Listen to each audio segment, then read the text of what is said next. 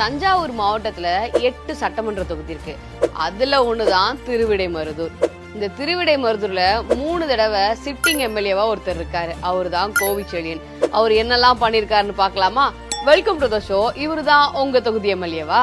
இவரு வெறும் எம்எல்ஏ மட்டும் கிடையாதுங்க, உயர்கல்வித்துறை அமைச்சர் வேற. பொது தொகுதி தனி தொகுதின்னு சொல்லுவோம்ல, அந்த வகையில திருவிடைமருதூர் தனி தொகுதிக்கு கீழே தான் வருது.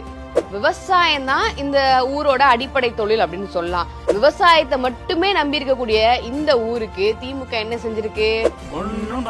ஆனா இவங்க என்ன பண்ணாங்க, 2021 தேர்தல் வாக்குறுதியா இந்த தொகுதிக்கு வேளாண்மை கல்லூரி கட்டுறோம் அப்படின்னு ஒரு கதை விட்டாங்க.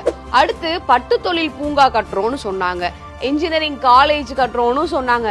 வகை வகையா வடை சுட்டாங்களே தவிர அந்த ஊர் மக்களுக்காக ஒண்ணுமே செய்யல. நீ தப்பானவன். எப்பயும் போல நானும் திமுக காரன் தாண்டா அப்படின்னு அவங்க புத்திய காமிச்சிட்டாரு கோவிச்செழியன்.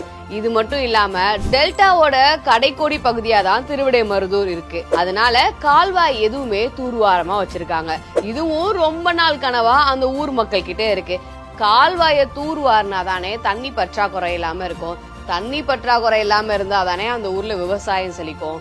எம்எல்ஏவா இருக்கும் போதே சார கையில பிடிக்க முடியாது. இப்போ அமைச்சர் வேற, அவரோட தொகுதியை எட்டி கூட பாக்குறது கிடையாது. 3 தடவை சிட்டிங் எம்எல்ஏவா இருந்து ஒண்ணுத்தையுமே செய்யாத கோவிச்செழியன் திரும்பவும் இப்ப அந்த ஒரு எம்எல்ஏ எலெக்ஷன்ல நிக்கிறாரு.